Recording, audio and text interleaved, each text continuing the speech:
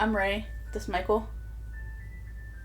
We both have ADHD, probably. Yeah, we're both focusing on an ice cream truck in the background. Well, yeah. I am mostly. I feel like we're still never gonna not be awkward. No, I wouldn't say awkward. It's just that I opened up something and I just lost my track. Alright, so I'm going first, right? Yes you are. Since it is true crime. How was your weekend?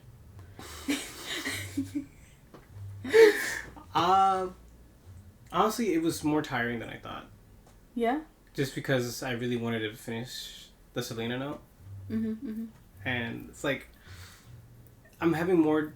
I tried doing it during work, and it's fucking hard trying to do notes at Amazon. Well, it's probably from your work too. Yeah. But since like management's always like fucking walking around. I feel like it's easier for me because we don't have management there. You know? But at the same time, like, I have the front run and like everybody like turns on the call light every 15 minutes. So I always have to like put it down or whatever, and then like I have this option where like my screen shuts off like after 2 minutes, but the things that pop up are like images, and it's just like weird freaking memes. And then like one time I had to come back, and then it was just like fan art that wasn't supposed to be shared, and I was like, okay, I gotta change this on my computer. Like I don't know how. I didn't know how to change it, so it took me like a good 15 minutes to learn how to freaking change it. But yeah, I feel all official and everything when I have to take my laptop to work. I want to take something like that too, but it's like I don't have... There's no time or place to actually start doing it. Yeah. Except if I'm like in a trailer and if I'm not busy, which is hard to get. But other than that, like it's either people called safety or like just management like walking around constantly that I can't like focus. God damn. Fucking music. It's crazy because I can barely hear it. You can barely hear it? I could barely hear it. To me it's like loud as fuck. I'm like partially deaf. Well, because like when I would play drums I never wore ear protection. That's your fault. So it really is my fault. And you want to know what I would do? I would stuff tissues in my ears sometimes. That is... Yeah. That is your fault. Yeah, it's kind of bad. I feel like I should learn sign language now so that when I'm old, it'll be like... Because I feel like my ears are going to be like fucked up by the time I'm old. Dude, we're already fucked up. And my eyes. With the music that we listen to too, like... Dude, yeah. We're fucked up. Yep. I don't know, it's like, to me, like, when... I think it's just because I've been in this room for too long. Like, to me, it just sounds loud. Yeah? Yeah. Like, every... Okay, now I can hear it. Now The you bass. hear it, right? Yeah. I could hear the bass. I couldn't hear anything before, but now it's like the bass. I'm assuming they're playing cumbia. Yeah. Yeah. I'm trying to look for... What'd you say? The thingy at the end. I only got it for one. Well, I mean, you can take this time to, like... Hold up. Gather what we need.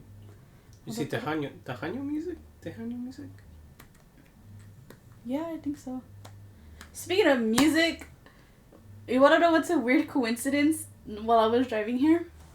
So, there's a casino, the one in, like, past Marietta or whatever. I forgot what it's called. It's, like, a Japanese name, but I don't want to butcher it. But basically, like... Butcher it. I think it's Yamahava, something like that. Oh, the Yamava. Yeah, there we go. That one, maybe. And... It's a casino, right? Yeah, it's Yamava. It's a casino, but I saw a billboard for it that a band is gonna come and they're gonna perform there, and it's invitation only, and I'm all like, what the fuck? That's not fair. Why have that shit on billboard then? I don't know. Who the fuck?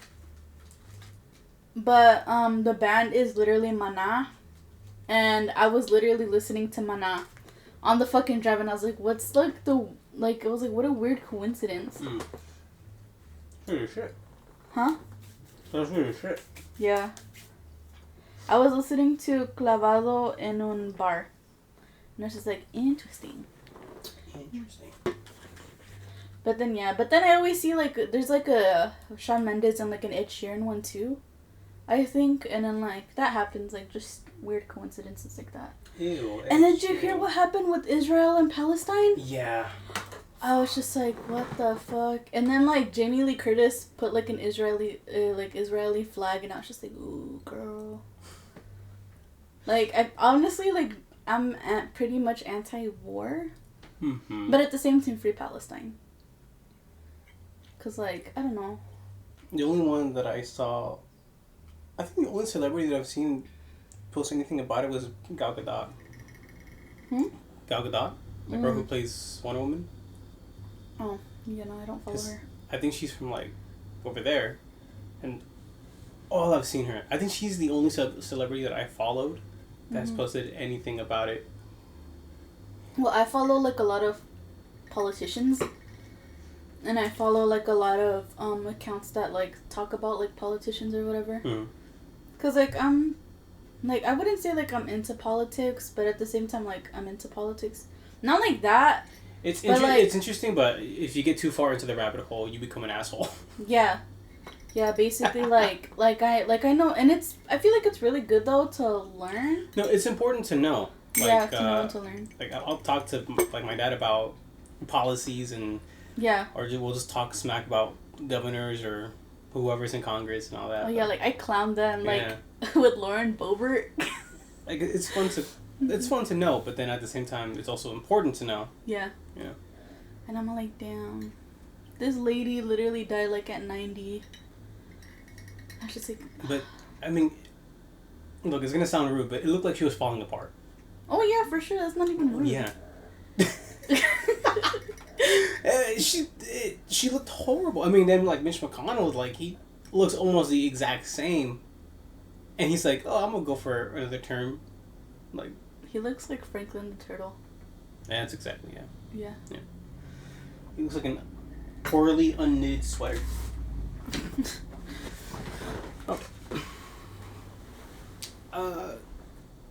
I don't have any sillies to bring to you today. Sillies? Yeah. What sillies? Just like anything silly that happened in general. Well, I did try to give my dog a chicken foot, and then he ran inside my house. I tried giving our wild cats outside the strawberry. They could eat strawberries. Oh, okay. Because I don't think dogs... No. Well, I know for a fact dogs can't eat grapes. Yes, I've seen that. I looked it up and made sure that I could feed it to them. But they were like, just in moderation, because strawberries are sweet. Yeah. And if I feed them too much, it could lead to obesity in a cat. What? Yeah. I mean, well, makes sense. Not gonna lie, it really does make sense. I shouldn't even sound surprised. Oh my gosh. Okay, off topic. But my mom completely brushed me off when I was talking about the podcast, and I got sad. So, basically, like, Friday it released, but I wanted to listen to it first before telling my mom to listen to it. You know, like, so that I can have my explanations down for the things that she would ask. So I didn't tell her about it on Friday, but Friday I was raving about Rising of the Shield Hero and Jujutsu Kaisen. So, like, I was like, oh, like, the first episode came out, like, I'm so excited, I'm hyped or whatever. So I was just talking to my mom about this, and, like, she's with me when I watch anime, like, while she's folding clothes or whatever. And then, on Saturday, I literally told her, I was like, the first episode for the podcast came out. She's like, oh, that's nice. And then she just, like, completely, like, ignored me, like... Well, I mean... Because she wasn't paying attention. Like, she didn't process what I said. Okay. She didn't process what I said, so that she was basically like, okay, that's great, like, whatever. And then she started, like, going off about something else, and in my head, I'm all like, damn. So just completely just brushed off. Okay. Yeah. And then, And then I went to take her out to eat over here at that sub shop. See, now, if I got brushed off like that, I'm buying myself a sandwich. No. No, well, the thing is that, like, we were supposed to go to this art kind of, like, event, basically, and I really, really wanted to go. But then my sister had softball practice from, like, 2 to 4, and it was going to end at 7, but then when practice ended, they were hungry. So by the time, you know, we were able to go and eat, like, we were leaving, and it was, like, already 5:45. So, like, they didn't really want to go anymore, and I'm just like, what the hell? Like, I could have gone earlier by myself. But anyway, so that's why I got tickets last minute to go to emo prom. Because I was like, I need to do something. A little treat for yourself. Yeah, I was like, I need to do something or whatever. I need an emo goth chick to just spit Jello shots into my mouth. Yeah. You do know that she might listen to this, right? Oh, did you give her the name? Yeah, I give her the name, and she's all like, fuck yeah. She's all like, tell me the name of it. And then, like, I'm literally right here typing it, like, into her phone. Or I told her something like that. I'm going to give myself... I think her name is Brittany. I follow her on Instagram. We follow each other now. Oh, no. Shout out to Brittany. If I even leave this in. Thank you for giving me, like, that Jello shot. It really did loosen me up. Changed my life. Made me question things, yeah. Not gonna lie, it kind of did. Did it really? No, because I had fun, like, and I was just right there, kind of like a loner, and then like. But I feel like a lot of people who. No, wait, no, no. Besides the weirdo that tried to, get close to me. Yeah. So. Yeah. Yeah, but yeah. If you're a guy, don't go to a bar and then like ask somebody if they're alone, because that's just weird. Does it count as weird? I don't know. Maybe I'm looking too much into it. It's weird, but it also depends on... I feel like it's weird to me because I never go out. No, I was going to say it depends on the approach. Yeah. Because, like... Makes sense. Because, with... But the thing is that he followed me across the whole bar. Then it's a fucking problem. But that's why I thought it was weird. Like, I've been out with friends and, like, even with Daisy. Like, we'll be out. And I think this happened with who the hell was I with? Fuck, I don't remember. But we were checking up on somebody, and I went to go check up on them. I was like, hey, like, are you okay? Like, they looked like they were panicking. But then after the interaction with that, I was thinking to myself, was that a creep? Yeah. Oh! It was the first time I went to an anime convention. Oh. That's what it was. It was with Marky. We went to Animanga. I think 2021. First off, don't ever go. Where was it? I think Ontario. Yeah? Yeah. Don't ever go to that one. How bad was it? It was bad. Well, it's because it was in 2021. So it was like a little bit after the pandemic. But like still in the middle of it. And it was fucking bad, dude. Was it packed? It was packed. It was way oversold. The venue was so fucking small. Wow, like elbow to elbow with everybody, shoulder to shoulder? Basically, yeah. And then... Damn. Like, I think 3 people collapsed from what's it called? Heat. It's like the Tana Mangyu. Yeah. Dude, it was so bad. TanaCon. It was just like TanaCon. Oh, boy. Like, the lines were fucking hours long. It was really bad. I mean, we kind of got lucky because I had like 2 different friends from 2 different friend groups, like either really far in the line or just like a little closer to us. So we just constantly like just skip. Yeah. To the lines, especially on Saturday. Cause it's like the busiest one usually. Yeah. No wait, yeah. And then so I'm going back to my mom. She had brushed me off, right? After we went to go eat at that Subway place, well, it wasn't Subway, but, it wasn't Subway. It was a Great Value Subway? No, it was, I don't even know the name of it.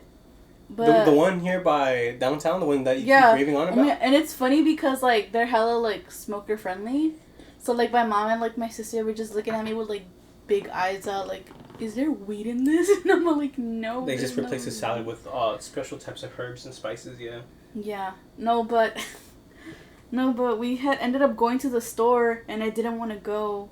So I waited in the car, and then I wanted to finish listening to the podcast because I wanted to listen to it again. Because they're funny as fuck. I think I liked it. And then there was, like, a whole bunch of parts where, like, I was very weird.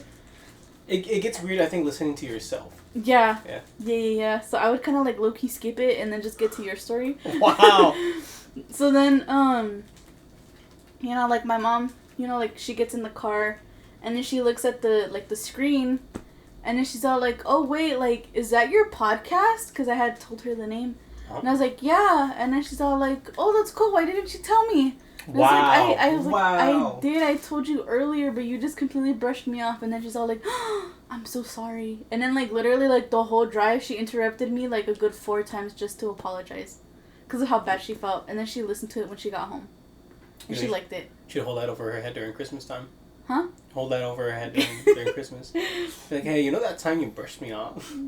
No, she feels bad. And then she's all like, how do you share it? So I'm like right here, and I was like, do you really want to share this to your friends? And she's like, why not? It's like the freaking title. Oh, that's right. I forgot what I spent illegal butt stuff, and the bark made me do it. The barking made me do it. I spent like a good, maybe like 5 minutes. It was genius. It was good, right? Yeah, I really liked that. It was really, really good. But I was just like, how the hell am I gonna explain this to my mom? It's because when you had sent the picture of like what you wanted, like the edited photo, which I really like, by the way, because I get to put every episode, if I wanted to, different like cover. Yeah, like a different cover for each episode, or I can just have it just like the main caffeinated creeps thing. Yeah. So I mean, if you want to do that again. Oh yeah, for sure. Okay, because I really liked it. It was nice because it just having it like that. I tried my best. I was sweating doing that. Because I mean, it explains what we're talking about, and like the nice little pictures and whatever picture you were looking at earlier, you can probably add that to it. But then I was like, do I call it? Am I gonna be serious about it, or am I gonna be me? I feel like it makes more sense because even though it is a true crime and paranormal show, it's comedy. It's comedy. Yeah. Well, to us. To us. To us. You know, like, if other people don't find it funny, I apologize. No, and then what's even weirder too is that she's literally listening to this out loud while playing like Candy Crush in the living room, so I can hear her from the bathroom while I'm putting all this white paint all over my body for the emo prom. And then I just hear her yell no, like bloody murder scream, no! And I was like, what the hell are you screaming about? And then she's like, don't get a tattoo. Oh, that's right. You talked about getting a tattoo on your lip. Yeah. To be fair. And then she's all like, I need Michael's phone number. I gotta have a talk with him. And I was like, you're not getting shit, lady. Look, if there's one thing I will agree with her on this, is that I think the lip one, that just sounds, that's straight up disgusting. It's just a silly, it's just silly. It's disgusting. Dude. Oh, you know... I probably would never ever get one, but I'd be down to get one if the opportunity came. The only way it looked cool to me was, like, you know... You've seen Black Panther, right? You know how, like, they identify who's, like, Wakandan? They have, like, the little... Yeah. I thought that was so fucking cool. I thought that was really cool. But, I don't know. Then I see pictures of how red and swollen it looks, and it's just so disgusting. And then I was also thinking about what tattoo we could get. If we ever reach like the goal. I think if we just get like coffee mugs on our middle finger, so then we can just like, oh my god, like clink. Yeah. That's so lame. I love it. What the fuck? I was really proud of it. No, but I feel like it's just so like, just like, oh, what's that on your finger? I was like, oh, it's just a coffee mug. Yeah, like, I mean, why? Okay, fine. I'll do it for myself. Okay. No, I'm down to do it too, but I like it because it's like lame, but at the same time it's not. You know what I mean? It screams us. Yeah. Yeah. I just wonder, like, hand tattoos make me nervous because of my job, and I'm always washing them. Like right now they feel dry and gross, so like I'm always washing my hands, and I'm just like, yeah, having a hand tattoo is like horrible. Cause I was thinking about my next tattoo.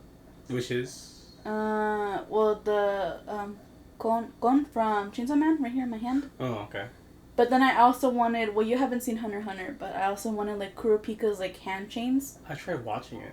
I'm not gonna lie to you. I tried watching, I think, because I told you and Nicole, I think like my rule for any show. You give it like a couple episodes. I give it at least 6 episodes. If a show doesn't capture me like within 6 episodes, I basically just drop it. Yeah. Yeah. And I was watching it and I was like... I was hooked since like the beginning. I tried watching it for a girl. And then... you know what? She was like, it's really good. It's really good. I think it was, at the time, I think it was her favorite. It probably still is. But I was like, you know what? Sure, I'll give it a shot. Could not. You know what? I've done that too, just to like fit in. Like, yeah, I've seen this, and I'm like... Yeah, no, just do what you like and watch what you like. Because it's not worth it trying to to impress other people. It's not worth it. Yeah. Yeah. That's why I don't watch One Piece.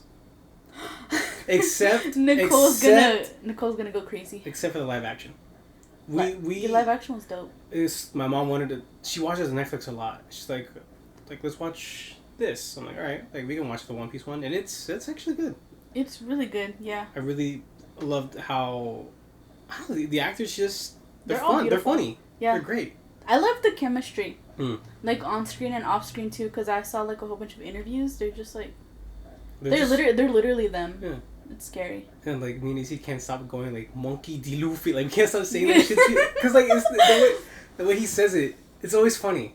Yeah. Because like you can tell he just wants to smile so fucking big every time he says it. Yeah. I love Inuyaki. No, and then people are just like it's just weird how people like are racist without realizing they're racist. Because I've seen like, so basically in Japan, like instead of Disney on Ice, they have like One Piece on Ice basically. Mm-hmm. So you know, like they were showing like these characters and they're basically like dressed up as the cast of One Piece in a way. Yeah. To do this show, right? And then they're all like, oh my gosh, like that's what I imagine Luffy as. Like they look better than the live action. And then I'm all like, yeah, no, you're just racist. Weren't they supposed to be like an actual specific? Well, yeah. Like literally, like and then like the creator like handpicked the actors themselves and only picked Inuyaki because he was the only one that made him laugh. He was the first one to make him laugh. I really fuck with Usopp. I think he's so fucking funny. For the live action, I think he's really fucking funny. He is. I feel like I really like Buggy and I like Sanji a lot. You only like Buggy? No, because I just think it's because like I like. Hear me out. I like. I like bratty characters like that. Bratty characters like bratty male characters. Yeah. Well, I have like things that catch my eye like when it comes to male characters and when it comes to like female characters. You know what I mean? So like Buggy, I don't know why. Like I just have this weird thing where I like the older men in One Piece. I thought they were all gorgeous and beautiful. Even Garp. Don't ask me. You don't know who Garp is. Okay. Garp is Luffy's grandpa. That guy? Yeah. Like, you mean, like, are you talking about the anime or are you talking about live action? The live action. You know, it's weird because I feel like I've seen him before, but I don't think I've ever seen him in anything else. Shoot, I forgot where he's from. I know he's the, what's his face? The chef from, the one with on the show? Yeah. Yeah. He also voices Ghost in Call of Duty. No fucking way. Yes, fucking way. Yes. And then somebody in the comments was all like, somebody has to tell Brittany to watch One Piece. Fucking Brittany's she's a whole vibe.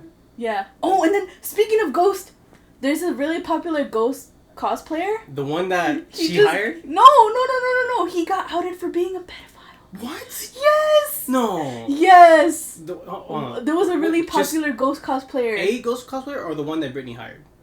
Shoot, I don't know. Fuck. I really don't know, but basically, like, he's 23 and was talking to this girl that was, like, 17. And then he specifically says, like, on the Discord thing, like, yeah, she's underage and everything, but, like, she's so fine. And I'm just like, whoa. It's immediately a red flag when they go, yeah, this, and that, and then they add the but. It's... I feel like, yeah. Ugh. Yeah. That's terrible. I was so disappointed. I was like, damn. And I'm really rooting for these people. Hey, but that's why I don't simp over Call of Duty characters. I'm simping over Baldur's Gate characters. That's me right now. That's me too. I simp for... I mean, like, because... anybody. All I've been sending Nicole on TikTok has just been, like, the Astarian, like, the vampire one. Mm-hmm. And me too. Yeah. But, I mean, it's like, I haven't shown you, like, the female characters because they're all fucking amazing. Like, their story, too, and their character arcs, amazing. Yeah. I haven't played a game like this that actually has amazing character arcs in fucking forever. Yeah. It's amazing. We haven't even started the podcast yet. I know. It's just been fucking scrap everything. I'm going to keep some of it in. Yeah. It's going to be like a nice little intro. But yeah. We haven't even started. I think we're like 30 minutes in. Jesus. Yeah. Oh, no. My hair's sweating. Dude, I'm sweating too. Yeah, I'm sweating. I mean, I also shower, so this is terrible. Yeah. Yeah, I showered like at 2 a.m, so I'm gonna shower again when I go home. And I brought my cardigan too, like without knowing how it felt outside because it was cold inside my house. Oh. And I was like, oh great. Okay. So I left with the cardigan and I felt the heat outside. And I was like, this is disgusting. Yeah. And then I just took it off. It's weird because it got cold for like a week. Yeah. And then it got hot again. And then next week it's going to be cold again too. Thanks to global warming. Woo! Was it you that sent me the flowers blooming in Antarctica? Yeah. And I posted it on my story too. It's so fucking upsetting. Yeah. It's really sad. But at the same time, I feel like I'm not doing much to change it. It takes a lot. It takes a lot, but I mean, at the same time, everything that we do matters. But at the same time, there's only so much we can do to make that impact. Mm-hmm. Especially because of how small we are. Mm-hmm. When there's the bigger companies and bigger people who have that power to change, that could really make that difference, but they just refuse to. Mm-hmm. Yeah. It sucks. But you know what doesn't suck? This fucking podcast. That's right. Welcome back, everybody, to the Caffeinated Creeps podcast. Now we have to fucking start. Woo! Terrible fucking start. No, I wouldn't say terrible. That was just like... We were having a good conversation. Yeah, we were having a conversation. Yeah. Talking about Ghost. Talking about just... Simon, right? That's his name, Simon? I don't know. I just think he's hot. Don't ask me anything. I mean, I did see the gameplay, but, like, I forget. I mean, he's been around for so long. Yeah. Yeah. God. I still can't believe he is the chef. Chef Barre. You know what? As we were watching that episode, too... you had a feeling he sounded familiar? Well, not just that. I could tell by his voice, I'm like, something is familiar, but I just couldn't pinpoint it. But when we were watching... him and was it Sanji? Yeah. On that rock? He calls him little eggplant. Dude, I was like, he's a fucking real one for giving him all the food. Yeah. I was like, holy shit. And he just had a big bag of treasure. Yeah. Like a little tear going down my eye. It's different from the anime though, because in the live action I think he eats his leg, but in the anime I think Sanji is like drowning. And then he goes to like go save him, and then I guess he gets caught by something, so like he cuts off his leg to save Sanji. I think the live action might have done it better. Oh yeah. Because not only does it have a huge impact for Sanji in the story, but I think it makes more sense to last that long, since he just ate his own leg. Mhm. Yeah. Yeah, it really does make sense. So I'm not watching the actual anime though. Yeah, it's valid. I think it's valid. Literally, like my mom, we binged it. It was the second time I've seen it, and I watched it with her. Mm-hmm. And then I was just like, yeah, that's it. She's like, okay, when are they gonna release the new episode? And I'm all like, 2025 or something. And she's like, are you for real? And I'm all like, yeah. But it's funny. To be fair, I mean, like the sets and it must have taken a long fucking time to make all that. Oh yeah. Yeah. Yeah, they've been filming it since 2021, I believe. Damn. Yeah. That makes sense actually. Yeah. It's crazy. Alright, should we get started? Yeah, for sure. So you're going first with your story. So basically what we're gonna do is true crime is first, whoever has the story, we're gonna be going like 1 and 1. We are gonna be rotating who does the first segment of the true crime. Yeah. So today I'll be doing the true crime, and then next episode Ray will be taking the true crime. Woo woo. And supernatural would be, or paranormal would be the second one, always. Yeah. Okay. So I will apologize just in case if this is long, because it is fucking long. In my defense, mine is short, so it balances each other out. Okay. So my story, you already know it, but the murder of Selena Perez, also known as the Queen of Tejano music. Hell yeah. Yeah. Well, I mean, not hell yeah to her murder, but like... The fuck? Yeah. No, okay, you know what I mean. But yeah, I love her. But when Yolanda gets out, I'm gonna bitty bitty bum bum to her, and I'm gonna like... Dude, wait until I get like towards the end of the notes. The length people would take and are going to take towards Yolanda is wild. Like, even, what was it? Even this morning, I, like, saw, like a TikTok, and they were basically talking about, like, people that are gonna get out of, like, jail, like, within the next upcoming years.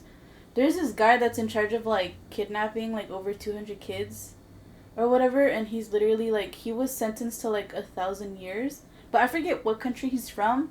But basically, like, he was able to serve them all together, and he literally would only serve, technically, like, 20 years. That makes no fucking sense. Yeah, I really, like, it's just, like, I'm just kind of, like, bullshitting it in a way. But basically, like, I don't know what law it was or whatever. Because, like, I get that people can serve, like, their terms, like, together. You know what I mean? Like, if you're, like, 5 years doing this and then 5 years doing that, you get to do, like, them together in a way. Anyways, but he's gonna be getting out, like, what is it, like, next year or the year after, I think. But he tried to file for, like, parole or whatever, but the judge was all like, fuck no. I hope they keep doing that, though. You remember when we went to the torture museum and we saw that the like the mannequin with, like, its back and, like, lungs sprout out from its back? Hell yeah. I think we should just do that to that guy. For real. Like, let's do that to, like, pedophiles. You know? Well, isn't that what Florida's doing? Are they? Yeah, they... Shoot, I did not know. I think Florida just passed a bill to sentence the death sentence to any sexual offenders, I think, for any minors. Hell yeah. Yeah. I mean, like, I don't condone death, but, like, when it comes to offenders like that, like, proven, oh yeah, hell yeah. Oh yeah, let's kill them. Hell yeah. Animal testing on them. Oh yeah, that What's the worst too. they're gonna say? No. Yeah.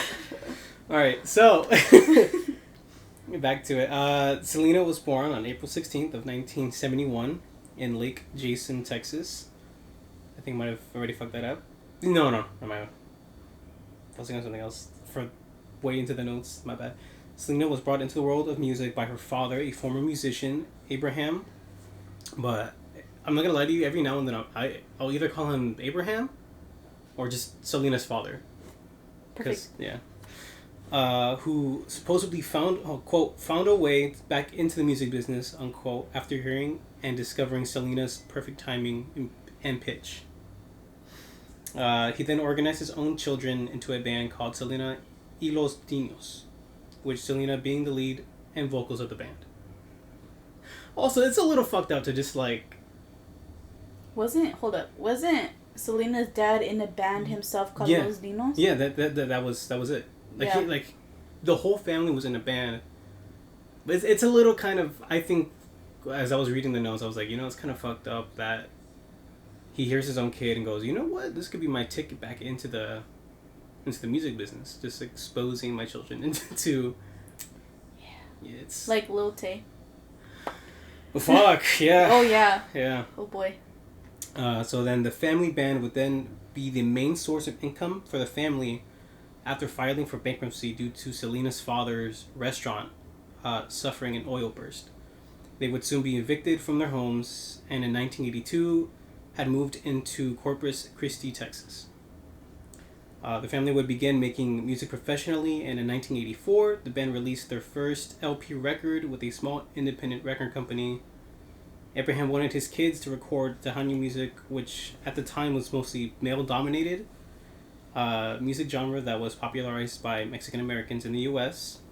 Abraham must have been a lucky man, since Selena would then win Tejano Music Award for Female Vocalist of the Year in 1987. Hell yeah! Right?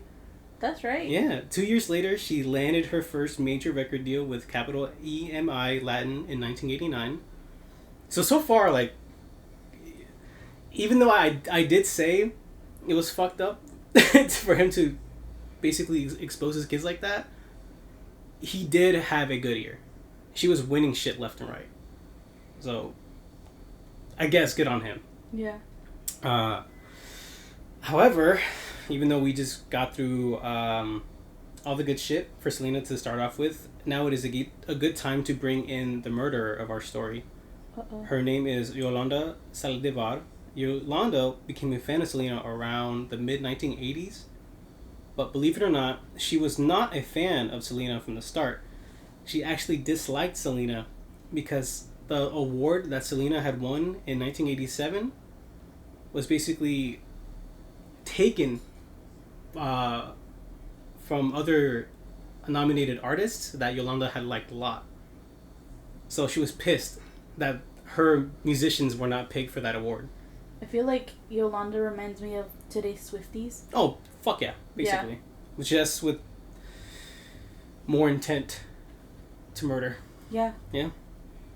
In the mid-1991, Yolanda would take her niece to a concert of Selena's in San Antonio, Texas, which won Yolanda over because she loved the singer's stage presence and especially loved her song Baila Esta Cumbia.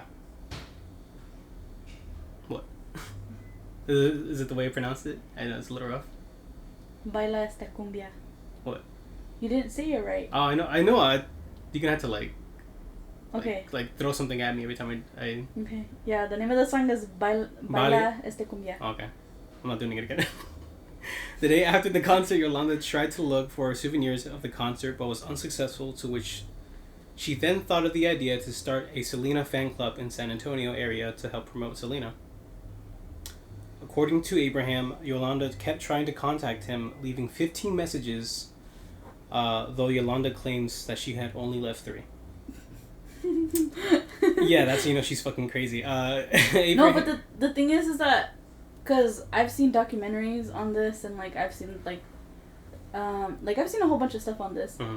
It's crazy, though, because I don't like Yolanda, but I also don't like her dad. No one likes Yolanda. Nobody likes Yolanda, too, but, if you like her dad, because he wasn't good either. I'm not sugarcoating him in the notes either, but from the start, basically, he just wasn't a good guy. Yeah. At least from what I could gather in my notes. Mm-hmm. But I don't know, the full... Yeah. Full picture. So I take whatever both of them say with a grain of salt, because Mm-hmm. I just don't like both of them at all. No. They just aren't. Okay. Let's see where I left off. Abraham did, however, contact Yolanda regarding the idea of her starting the fan club. After a short face-to-face meeting, Abraham was on board and gave her permission to start the Selena fan club. Yolanda became founder and acting president of the Selena fan club in June in 1991. Yolanda was in charge and responsible for membership benefits. In exchange for $22, fan club members would receive products promoting Selena, t-shirts with Selena on it, exclusive interviews with the band, fact sheets, and notifications of upcoming concerts and events. And all proceeds made by the fan club were donated to local charities. Aww. Hold that all. Hold that. So, Yolanda's sister was basically... I don't know how it became this way, but her sister was basically the medium for Yolanda. So, Yolanda would basically contact her, and then the sister would contact the father. Well, as far as I can tell, I don't know how that really came to be, but it just was. So Yolanda would eventually meet Selena in December of 1991, which was also around the time the family would start to trust her. So, okay, so before I continue, I'm just going to hit you with two little fun facts. Okay, so first one, in 1994, the Selena fan club had reached more than 8,000 members. And the second one, believe it or not, before Yolanda had quit her daytime job in pursuit of the full-time fan club life, Yolanda was an in-home nurse for patients with terminal cancer and respiratory diseases. She quit simply because she was earning more running the fan club than as a nurse. Damn. Yeah, she said fuck those people. We've already established she's not a good person. Yeah. Anything she says or does, we're just biased. Yeah, of course. Well, of course we're biased. We already know how this fucking ends. We already, yeah. So in 1994, Selena had opened 2 boutiques equipped with two in-house beauty salons located in Corpus Christi. Did you say beauty or booty salon? I catch myself a little bit there too. I did say booty for a quick second. Yeah, that's my bad. I'm sorry, I shouldn't clown you. It's just that. Like... No, I did say that. That is my fault. Two boutiques. Boutiques. Boutiques. It is pronounced boutiques. And beauty salons. No, when I was reading it, they just called it boutiques, but it had in-house, like that's one of the features that it was. Oh, that's dope. I did not know that. Yeah. I probably did, but just forgot. So in September of 1994, Selena signed Yolanda as a registered agent of the San Antonio location for one of the boutiques. Now I was gonna just picture like me just saying booty every time I fucking say it. God damn it. My bad. Oh fuck! I might just start calling it that this entire time. Boutiques. Fucking booty. Okay. And was given authorization to write cash checks and had access to bank accounts associated with the fan club and the booty. I'm just gonna start calling it booty. Fuck you. Bet. 3 months later, the booty began to suffer. Okay, I'm going back. I can't call it that. No way. Alright, so 3 months later, the boutiques had suffered as a company's bank account had almost no money to pay the bills, staff, and the employees basically told Selena that Yolanda was a two-faced and was unstable, unquote. Just like me. Except I'm not a killer. You say that now, but those eyes are telling me a different story. But Selena did not believe Yolanda would hurt or even turn on her. Mm-hmm. Which is very sad. But, I mean, they had a close relationship, so I get it. Obviously, you're like in denial. Yeah. Well, to be fair, I guess since it was the start of that relationship, she really had nothing to see against her. Like, yeah. There was no ill, I guess, from the start. Well, at least then. At the start of January of 1995, Selena's father had began to receive phone calls and letters by angry fans who claimed to have paid the club enrollment fees but never received any of the promised memorabilia. Around the same time, both booty stores noted that an influx of unpaid or overdue bills kept arriving in the mail and that Yolanda could not provide any sort of explanation for. Upon investigation, Selena's father discovered that Yolanda had embezzled more than $60,000. $60,000? $60,000 using forged checks from both the boutiques and the fan club. Question: did you use an inflation calculator to see how much it would be now? No. That'd be dope. At the end. I should have. At the end, we should find out. Oh yeah, maybe I'll just add it. Yeah. Maybe, I don't know. So on March 9th, 1985, Selena, her father, and her sister, and Yolanda had a meeting at Q Productions, which was their record and studio company, to talk about the embezzlement. So Selena's father had shown evidence concerning the missing funds. However, he said Yolanda simply stared at him without answering any of his questions. He even said that Yolanda did not deny the accusations or had said anything during the meeting, but was, quote, emotional at times and at other times just cool as ice, unquote. He told Yolanda that he would involve the police if she did not provide evidence that disproved any of the accusations. He then asked Yolanda as to why the fans were not receiving the promised gift packages. Yolanda had said that those fans were just trying to get free items. Yeah. But they literally have a fucking subscription. They paid for the fucking fee, and she had the balls to say they just want free stuff. They just want the free shit. Like, how dare they? I don't know, that fucking pissed me off as I read that shit. I feel like not only does it suck that she's stealing from that, but also she's stealing from charities. That's even more fucked up. I don't think she ever. I think from the start maybe it was donated to charity, but I think halfway in she started just embezzling all of the money. So shaking my head. Horrible person. We already established that. Selena's father had also discovered that Yolanda was opening a bank account under Yolanda's sister's name, Maria.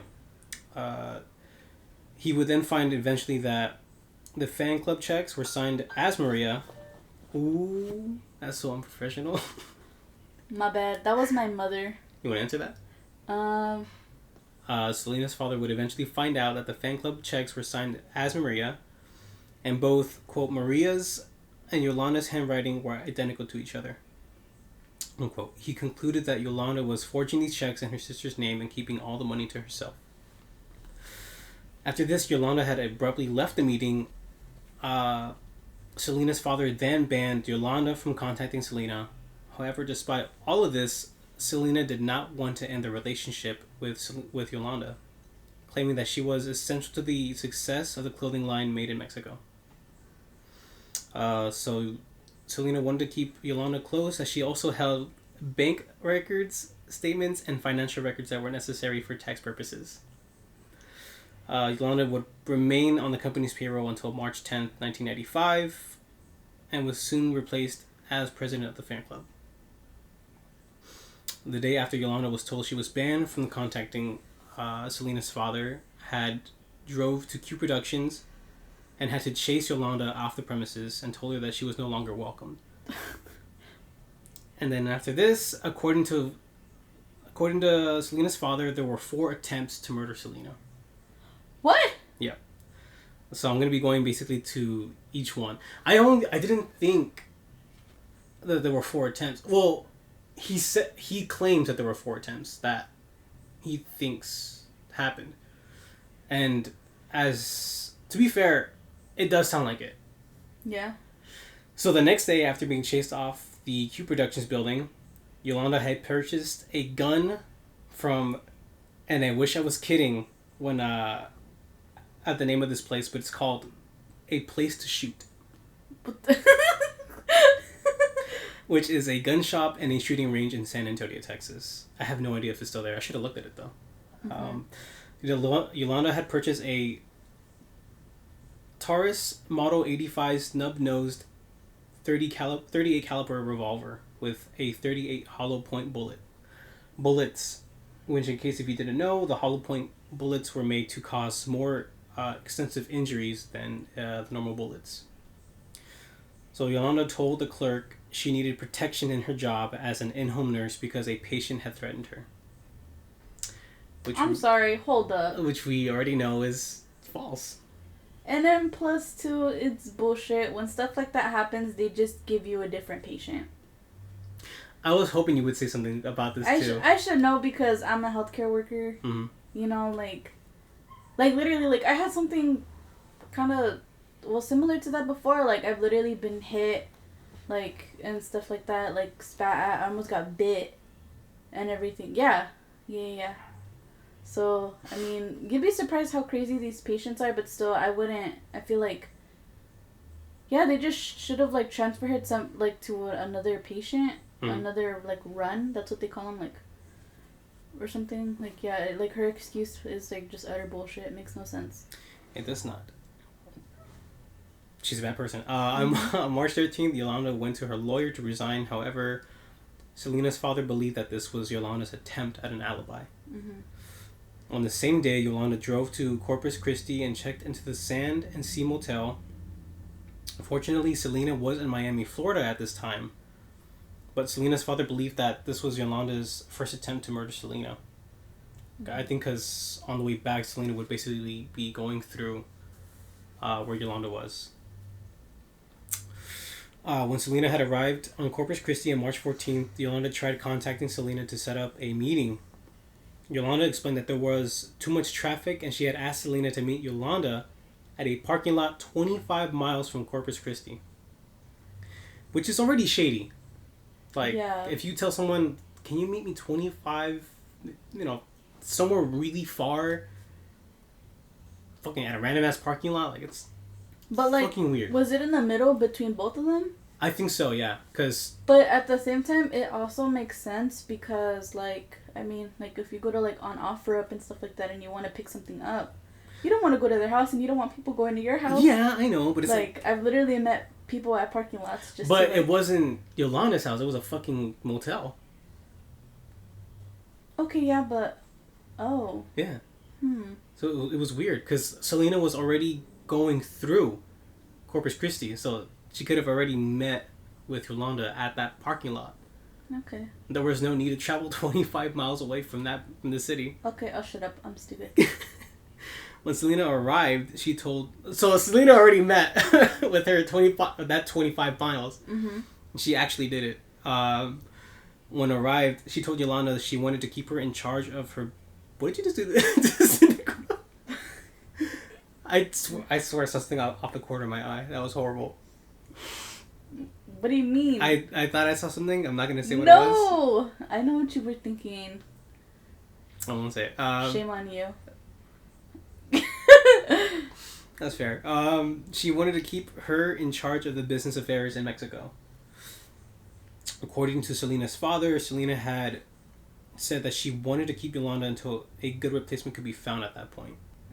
It's, yeah. It's a little weird. She was very naive. I think... She was very, very naive. You have to admit, Selena was really naive. I'm not saying that... She was young, too. She was, I think at this point, 23. Yeah. Oh, yeah, for sure. Yeah. I'm literally the fucking age of Selena. Yeah. Very, very naive. Which makes sense. She still had a lot to learn, I think, from that business, and like... Yeah. She wanted to keep a good heart about it, and just didn't know how to do it. Yeah. Not blaming Selena at all, but like... I mean, no. I mean, at a certain point, too, I think it has to be said that there were signs now pointing that Yolanda wasn't a good egg, obviously. Mm-hmm. But I think Selena was choosing to look the other way, just simply because, the president of the fan club, they really loved her, and at this point they were working with Yolanda. Mm-hmm. Plus she had all those fucking bank records and statements that... So, I guess I could see why. She should have went with somebody. Yeah. No, yeah, she should have. Okay, so where was I? Yolanda had shown the gun to Selena, to which Selena said, quote, "Get rid of it," unquote. Though Yolanda had claimed it was to protect Selena from her own father. Again, according to Yolanda, and even Selena's husband, Chris. Selena's dad claimed that he managed to calm down Yolanda, which he believes is the reason she didn't kill Selena that night. So I think he was already with her during that meeting. The next day, Yolanda returned to the gun shop and had returned the gun she had just bought, and said that her father gave her a .22 caliber pistol instead. I know this is also going to sound a little random to mention, but it does pop up soon in the story that on March 26th, Yolanda would steal a perfume sample and even more bank statements from Selena in Mexico. How? Why? The perfume sample, I think... So there was somebody in Mexico, I think, making Selena a specific perfume.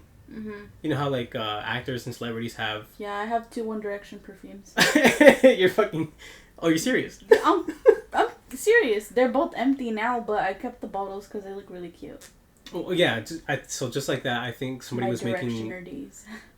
That's so sad. I think somebody was making... How is it sad? Did it at least smell good? Yeah, I think even you would like the smells. Yeah. I do like a good smelling perfume. No, literally, like, one smells like, literally, like, just fruit. Like, just, like, tangerines and, like, peaches. Like, it smells really fruity. And then the other one, like, is, like, more mature. That one was okay. But the first one was, like, hella fruity, like, hella, like, it's just really good. Well, basically that. I think somebody was making a specific brand of perfume, just, like, with Selena's face and thing on it. But I think there was, like, only one sample. And Yolanda stole it! Yolanda basically fucking stole it. While Selena was recording a cover album in Tennessee with Yolanda, Selena confronted Yolanda about some recent missing bank statements and told her to please return them when they arrived back in Texas. Yolanda the next day, on March 27th, repurchased the .38 caliber revolver and then... What? And then asked Selena to meet her alone at their motel rooms. This being the second attempt to murder Selena. Jesus. Fortunately for Selena, word of her arrival had soon spread, and the motel was soon mobbed by fans. Selena's father believed that day that fans had saved her life. Selena's father also claims that the third attempt was during a trip to Mexico. Within the last week of March, in Mexico, a doctor named Ricardo Martinez, who had helped Selena with business in Mexico, received a call from Yolanda, crying hysterically, claiming she had been raped on March 29th. Martinez says that the call sounded as if someone was trying to snatch the phone away from Yolanda, which is kind of a weird detail to add. Mm-hmm. But I guess I wouldn't know what that really sounds like. Yeah. Dr. Martinez then sent an employee to investigate Yolanda in her hotel room. But apparently, however, the employee had just found out that she had left just a few minutes prior. So she's gone in Mexico. She just left. Made that call, fucking dipped. On March 30th, Yolanda returned from Mexico and had checked into Days Inn Motel. She contacted Selena and told her about the rape.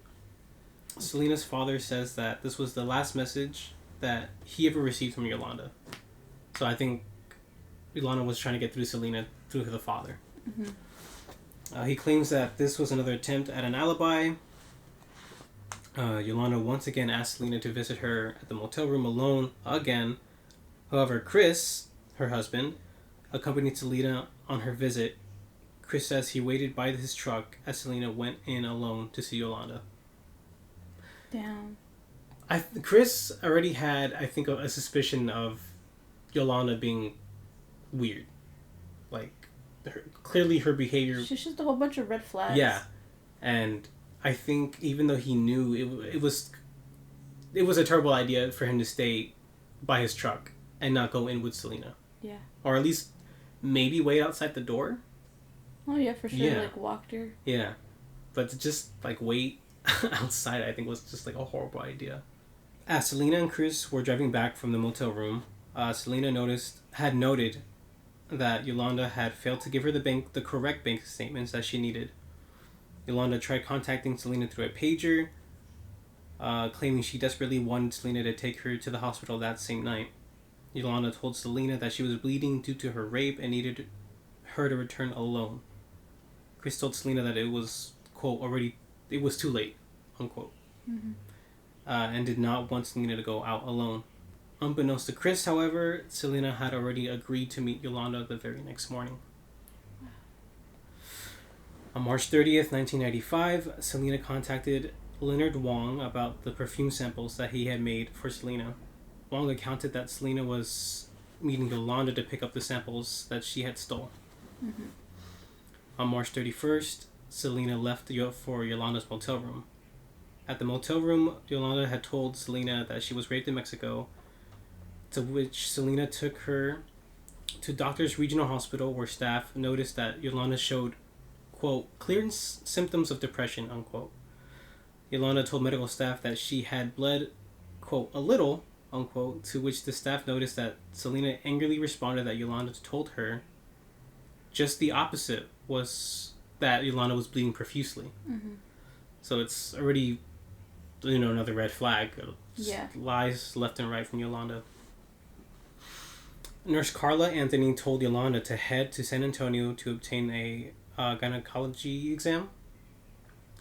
On the drive back to the motel, Selena told Yolanda that it was for the best if they stayed apart for a while, as to avoid upsetting Selena's father. Mm-hmm. At around 10 a.m., Chris had called Selena to remind her that she was scheduled to record a song that morning, and that her father was waiting for her. Selena told Chris that she was, quote, just taking care of one last item of business, unquote, and went to head to Q Productions. This would be the last time that Selena called, and the last time that Chris spoke to Selena. Damn. At the motel room, Selena and Yolanda could be heard arguing by guests. They accounted that two women were arguing over business matters. Selena told Yolanda that she could no longer be trusted and demanded to hand over the bank statements and records. Selena dumped Yolanda's satchel containing bank statements onto the bed and saw the gun. At 11:48 a.m., Yolanda pointed the gun at Selena. As Selena tried to flee, Yolanda shot her once on her lower right shoulder. puncturing an artery and causing massive blood loss. Selena was critically wounded. She ran towards the lobby, leaving a trail of blood that stretched 392 feet. Damn. Or 119 meters, depending where you are. She was seen clutching her chest, screaming, quote, "Help me, I've been shot," unquote. Yolanda was seen still chasing after Selena, pointing her gun and calling Selena, quote, "a bitch," unquote. What? Oh my god. Motel staff said that Yolanda seemed calm and went back to the room after chasing Selena. It's gonna start getting heavy from this point on. It's gonna get like really, really heavy. So in case if anyone's like sensitive to like any information retaining like blood or stuff like that, it might be a good time to skip for now. Yeah. Motel staff noticed Selena's clothing were soaked in blood when she had reached the lobby. Selena collapsed on the floor at 11:49 a.m. So basically it took 1 minute just for her to like reach that lobby, but she had just fallen to the floor. Well, yeah, because she hit a major artery. Yeah. Selena screamed at staff, telling them, quote, "Lock the door, she'll shoot me again," unquote. Selena identified Yolanda as her assailant and gave the number to the room where she had just been shot. Selena was, quote, "mortally wounded and terrified," unquote, as she identified Yolanda. Selena would then utter her last words, quote, "Yolanda, room 158, unquote. Motel staff tried to stop the flow of blood, but Selena's condition began to deteriorate rapidly as the staff attended to her. Ruben DeLon, a hotel sales manager, tried talking to Selena but noticed that she was losing consciousness. He said she was moaning, moving less often, and noted that her eyes had rolled back as she went limp. Ambulances arrived 1 minute and 55 seconds after the call. Paramedics managed to stop the surface bleeding, but as Selena's heartbeat was very low, one of the paramedics performed cardiopulmonary resuscitation. I hope I said that right. To keep her blood circulating. When paramedic Richard Fredrickson arrived at the lobby, he said, quote, "It was too late," unquote. He could not locate a pulse when he had placed his fingers on her neck, but instead only felt her muscles twitch. Damn. The paramedic tried to insert a needle into Selena's arm, however, her veins collapsed due to the massive blood loss and low to no blood pressure. Paramedics arrived at Corpus Christi Hospital at 12 p.m. Her pupils were fixed, dilated, and there was no evidence of neurological function. She had no vitals and was declared clinically brain dead. It's crazy because I literally said in my head, "Oh, she's brain dead," and then you said she was brain dead, and I was like... Dude, when I was reading, before I started the notes, I was reading through everything, and the next part that I'm about to read, I had to, like, step away from the keyboard. I had to take a minute. I was like, I had to... Oh, boy. It's just gonna get worse from here. How the hell are we gonna pick this thing back up after this? I'm gonna throw some stuff at the end. Okay. To hopefully... Are we gonna clown Yolanda's ass? Oh, you know what? Yeah. You're gonna see in a minute, too. Hell yeah. Okay. Like, after all this is done, okay, cool. you're gonna... Now I'm hyped up again. You're gonna bring up the mood. Continue, story boy. Story boy. No, I see that. You don't see that like on TikTok, like you know how like people, yeah, and then they're like chop movie boy. Yeah, I fucking love seeing those comments. They're great. Okay, so doctors were able to establish an erratic heartbeat long enough to transfer Selena to the trauma room. Doctors began blood transfusions to attempt blood circulation after opening Selena's chest and finding her right lung was damaged, as well as massive internal bleeding. Damn. Her collarbone was shattered and her veins were emptied of blood. Dr. Lewis Elkins, a cardiac surgeon, said he saw doctors make, quote, "heroic efforts," unquote, to revive Selena. He described her condition as, quote, "extremely contused and shredded. The right side of her chest and all her tissues were ripped," unquote. By the time Dr. Elkins had arrived, a doctor was beginning to massage her heart because her heart had stopped beating. Dr. Elkins reported that all efforts were futile and said had he been the receiving doctor, he would have not made any treatments on Selena, although he felt, quote, obligated to continue, unquote, after the decision was made to reanimate her. Damn. Dr. Elkins said that 6 units of blood from the transfusion had spilled out of her circulatory system. A breathing tube was soon placed on her after she had stopped breathing on her own. All while a clamp was placed on the pierced artery on her collarbone, the size of a pencil. After 50 minutes, the doctors realized the damage was irreparable.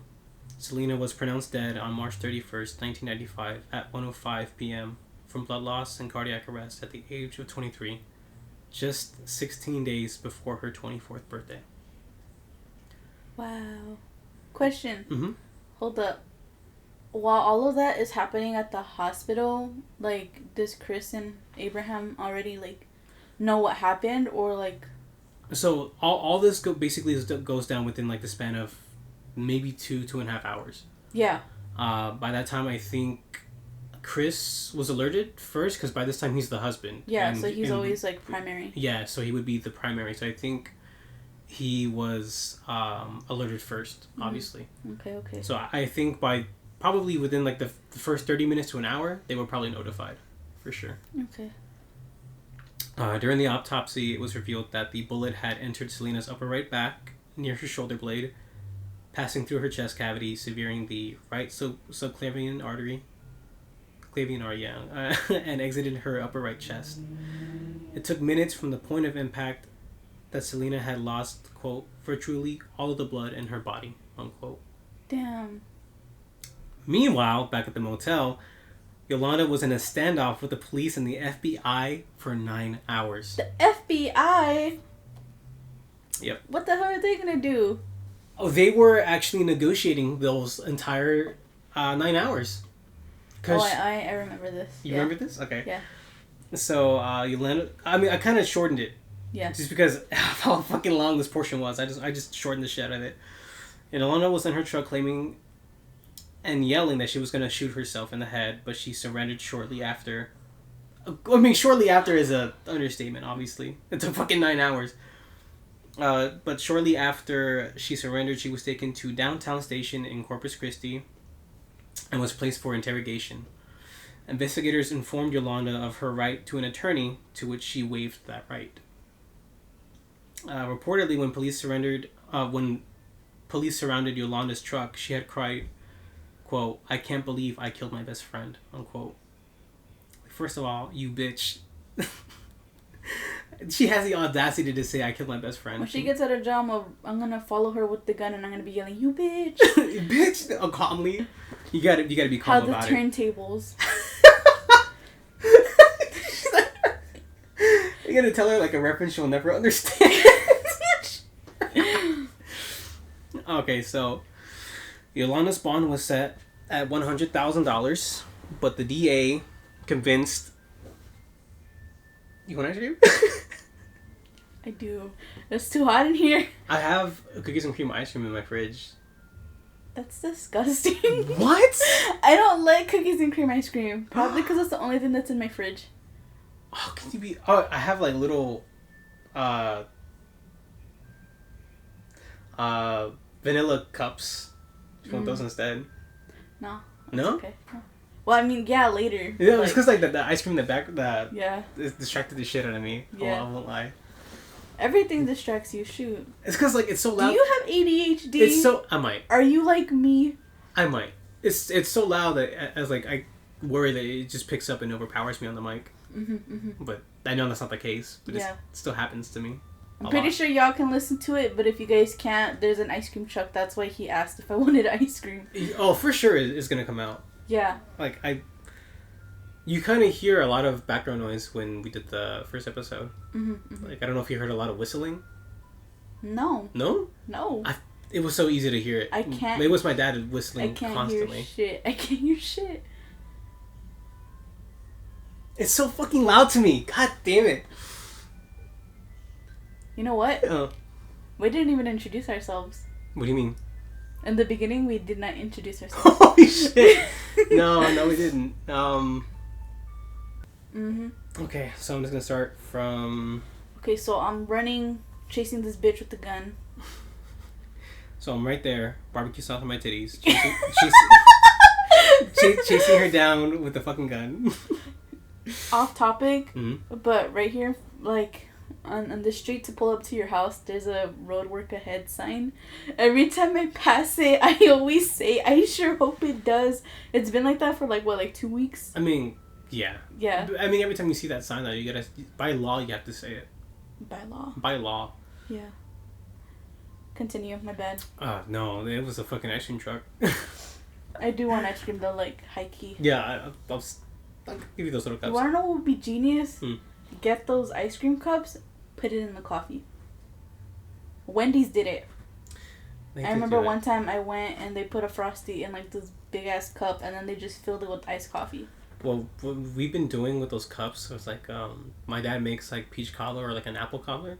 Oh, hell yeah. So like every time they come out the oven, he'll eat it with ice cream. I'll scoop it out of the cup and I'll place it on top. So, that's dope. I've only tried it once. So fucking good. You know what? Now I'm in the mood for peach cobbler. There's a peach cobbler fucking G Fuel. No, stop with the G Fuel. What are you, the Jehovah's Witness of G Fuel? Look, hold on. Like, I feel like you're gonna hit me. No, just smell it. That's scary. How close it is, right? It kind of smells like those fog machines. A little bit, but it does smell like peach cobbler. It does. It's the But it still smells like those fog machines, so... Yeah, no, I get that 100%. 100%. I literally thought you were gonna accidentally hit me because you were trying to reach that. No, I had it. But yeah, you're the Jehovah's Witness of G Fuel. Have you heard of our Lord and Savior G Fuel? If we get sponsored by them, I swear to God, you better not be saying that shit. You know what? If we do, I'll chug it. Yeah. Like a shot? We'll just do shots of G Fuel? Yeah. Just different flavored ones? Yeah. Bet. I'll slow down to do that. We'll do a taste test. Pick out my favorite. Dude, there's gotta be one that you'll like eventually. Well, I did try strawberry shortcake that one time? I think what you tried is that blue Naruto one right there. I know it was strawberry. No, because it was blue. But no, I'm pretty sure it wasn't blue because I hate blue drinks. I don't know what flavor I might have given you then. I don't fucking know. Maybe watermelon? I don't know. We'll never know. We'll never know. Okay. Going back again. Going back in it again. So we already know that she already waived her right to an attorney. Reportedly, I already said that, never mind. So Yolanda's bond was set at $100,000, but the DA convinced the current judge to raise it to $500,000. When bail was announced, fans had asked, why not seek the death penalty? You know what? They're so real for that. No, they're fucking real. They're absolutely real for that. Yeah. The county jail that was holding Yolanda was receiving death threats, as well as public cries for vigilante justice. Hell yeah. Dude, it got so real so fast for like the fans out there. You're gonna like this. She has to be in solitary confinement because even the fans were all like, we're gonna fuck you up. You're gonna love this part. Some gang members in Texas were reported to have taken up collections to raise the bond so that they could kill her when she was released. In prison, she even faced even more death threats from inmates. Even the Mexican Mafia, a dominant gang in Texas, placed a price on her head and had spread word that if anyone committed the crime, would be deemed a hero. Wow. Right? Dude. I'm sorry. Yolanda's fucked as soon as she gets out next year. No, yeah. She's... What was it? 2024, 2025? I think it's 2025. 2025. Yeah. Dude. Oh my gosh. I swear to God, like... And then she has such a unique look, too. Yeah. Literally. So, everybody's gonna know. I don't want to say that I'm not excited to see it, but I'm interested to see... I won't be surprised. No, it's not that I won't be surprised, but I'm more or less interested to seeing. Is you remember when people raided Area 51? Yeah. How like there's just like a huge crowd surrounding it. Yeah. I wonder if it's gonna be the same deal, waiting for Yolanda. Like just a big group of people and just waiting outside. And I feel like if that happens, it's gonna be a little bit scary because there's only for example, somebody is like gonna shoot him or whatever. Yeah, but I mean, when she gets out, there's only so much that the people inside could do. Yeah. Like at a certain point, the moment she leaves, that's it. It's off their hands. Yeah. Well, I mean, unless she asks for an escort. But I mean, there's no need to ask for an escort. There's a lot of need to ask for an escort because everybody wants her dead. Yeah, even gangs and Mexican mafia. That is fucking intense. Imagine that. Dude, she's literally gonna be. I don't know. I don't know how she's gonna do it. It can kind of be like. You know what? I don't even know. I'm gonna just stay quiet. I'm gonna get more angry. Oh, you're gonna get angry at this one. No. A side fact: the Chicago Tribune's white American reporter Donna Dickerson told the company that she had no interest in the trial for Yolanda because of Selena's Latino background, and said that the Mexican Americans did not show the same enthusiasm when Elvis Presley was found dead. Fuck Elvis Presley.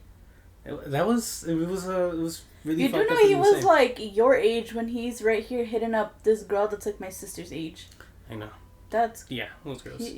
I mean, his music's okay, but still, like, yeah, I don't. Elvis is whatever. Okay, to pick it back up, an interesting fact: Selena's murder trial was called Trial of the Century, and the trial had even sparked interest in Europe, South America, Australia, and even Japan. Question: Was this before or after OJ? This was after OJ. That's surprising that it'd be. I didn't put it here in my notes, but they did mention it in the article that I was reading that the judge was having such a hard time finding a jury. A non-biased jury. A non-biased jury, and had made sure that there was such limited reporters coming in that he. Fuck, what did he say? I think it was that he didn't want it to be another circus. Just like Simpson. So, like, they were already aware of that. That must be rough. It was already rough, yeah. Yeah, for sure. So, but it's sad that I didn't put it on my notes. So, Yolanda had pled not guilty and claimed the shooting was an accident. However, it took the jury 2 hours to find Yolanda guilty on October 23 of 1995. 2 hours for, like the jury? Mm-hmm. Just took 2 hours. That's pretty quick. It was really quick. And was sentenced the maximum sentence of life in prison with no eligibility of parole for 30 years. She is now up for parole as of March 30th, 2025. Damn. Because of multiple death threats from incarcerated Selena fans, Yolanda was placed in isolation and spends 23 hours a day alone in a 9 by 3 feet or 2.7 by 1.8 meter cell. That shit's small. Yeah. Okay, so that's kind of the end of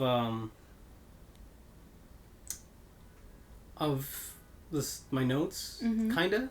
Mm-hmm. Though I know there was a mixture of like heaviness towards the end. Yeah. I guess describing Selena's condition and how it was. So I'm gonna just kind of throw two things at you. Okay. Okay. So one thing that did surprise me when reading this, it's an odd fact. So the current, at the time, Texas governor, George W. Bush, declared her birthday, Selena's birthday, as Selena Day, just 2 weeks after her death. It was really weird to read that, because I kind of forgot. Yeah. That George Bush existed. I forgot, because by the time I was born, well, he was already in office. Yeah. So I was like, holy shit, I forgot that he wasn't just a president, he was also the governor of Texas at the time. Yeah. Okay. So, even though I am done with the case, this is the last thing, I swear, I thought I'd share it, sort of a scary story at the end of it, since, it's the spooky month, after all. Mm-hmm, mm-hmm. So depending on what you believe, you can take this true story, you can take it as a true story or just a scary story to tell. Mm-hmm. But depending if you're religious, you might see it as real. So this girl, the story comes from a girl named Angelica Zambrano, who claims to have died for 23 hours, and in those 23 hours said that Jesus had taken her through heaven and through hell. According to Angelica, she saw souls in cages of people who have yet to die. She saw false priests and popes, and even people of entertainment such as Michael Jackson and even Selena. She claims that they were sent to hell because, quote, the entertainment industry lures children to Satan, unquote. I'm sorry. Okay, look it. It's a little ridiculous. Hold up. I kind of get the Michael Jackson thing because supposedly he was a pedophile, but supposedly he wasn't. Allegedly. But, like, I don't know. I think it's also. I know it was really weird to read that too. Yeah. I think it's also because like there are stories of people who, like musicians who sell their soul to become famous. Like I don't know his name, but I don't know if you've like heard the stories of like people going to Crossroad. There's this weird crossroad where celebrities or I think musicians meet. And right there at that crossroad, they face the devil. And I think they talk to the devil for a bit, and they tell them what they want in exchange for their soul. There's a story where there's, I think, a blues man who apparently couldn't play for shit on the guitar, met at the crossroad with the devil, and the next day had played so amazing on his guitar. People were so skeptical as to what happened that they started telling everybody that we're pretty sure he sold his soul to the devil just for the gift of playing the guitar. That is crazy. If we get further into the podcast, I will for sure cover that because it is in the story of Crossroads is pretty cool and interesting, like really interesting. Selena had told Angelica to, quote, tell the people of Earth to not listen or sing her songs, unquote, because every time someone either played or sang her songs, the demons of hell would torture her. It would be the same basically for Michael Jackson too. They would, according to Angelica, that they would also... So like if I were to play a Selena song, she's like burning, she's like being tortured in hell. Selena, not that lady? No, Selena, yeah. Like apparently Selena would be tortured. That? It's weird. It's wild. There's more that goes... She says a lot more. She has like a really big testimony about it. You can look it up if you want to, but like again, take it with a grain of salt if depending on what your belief is. Yeah. But I remember hearing about it when I was younger. I was like, that's kind of scary. Like when I was younger, hearing it. But now that I'm older, hearing the entertainment industry lures children is a bit funny. Yeah. And that is basically the end of my Selena case. I'm done. Wow. That's... I don't even know what to say, my guy. Well, I think the thing that we can take away from this is that Yolanda's fucked when she gets out. Oh, yeah, for sure. Oh. She's gonna die, like, as soon as she gets out. Like, I'm being honest. She might maybe last a year or two in hiding if she's lucky. Yeah. Like Tekashi 6ix9ine, but I feel like somebody is gonna kill her. Yeah. I genuinely believe it. If no one kills her the moment she steps out, she's... I will. I'm just kidding. I will lather myself in barbecue sauce and then start hitting her. Chasing her with the gun saying, you bitch! You bitch! Oh boy. Yeah. Oh boy. It was a heavy one. I wonder, like, what she's gonna do. Like, if her family, like, is gonna be there or is there for her. Like, do they give her commissary while she's in there? I don't know. And I don't think her family is gonna look after her. Because but at the same time, you never know. Because I didn't mention it, but she had to go through, like, several lawyers, like, public defenders. Because nobody wanted to. No, not only did nobody want to do it, but for one of the public defenders, the wife of the defender was like, don't take this case. You're going to receive death threats. Like, our whole family is going to be under fire if you take the case. So I think if Yolanda goes back to her family, the family and like anybody associated in that family is gonna be just receiving death threats to bring out Yolanda to show her like she will not be safe anywhere the moment she gets out. Yeah. Yeah. She's fucked. That's crazy. Crazy? That was crazy once. They locked me in a room. A rubber room. A rubber room with Selena. A rubber.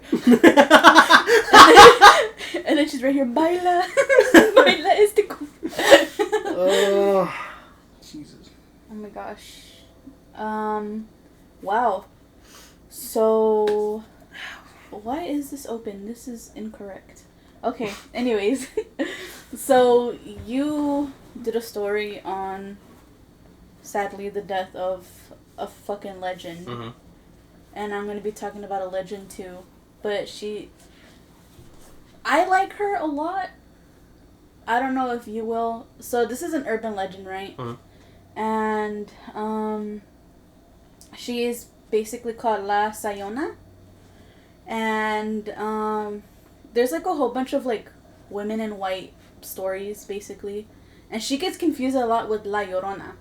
But the difference is that La Llorona, she chases like kids or whatever. Mm-hmm. And then this lady, guess who she chases? Guess. Just try to guess. Men. Cheating men. Ooh. Yeah. Okay. Yeah, I fuck with her. We fuck with her. We love it. Where was she when my dad was cheating on my mom? I'm sorry. It's the new mother figure right there. Yeah. So obviously, like, I think she's pretty lit. Let's get her on a t-shirt like right away. And okay, hold up. I don't think I told you. I don't think I told you this, but the reason I was like, because I kind of wanted to keep in the theme of like, I wanted to look for like a Mexican urban legend. To like go with like Selena and everything. Like, I don't know, I just thought it was cool to. Dude, there's so many Mexican urban legends. I know, it's but fucking nuts. I know, but like I was trying to pick one, right? So there was like this like post that I saw, and then like it just had like these pictures. Whoever drew the fan art for La Sayona. There's fan art? There's fan art. Well, there's fan art of everybody. That's true. Literally, like, whoever drew this fan art of La Sayona, you are sick. Because there's mentally ill people like me that goes, she's hot. I gotta see this. Well, I don't have it anymore. Fuck! Anymore. I don't have it.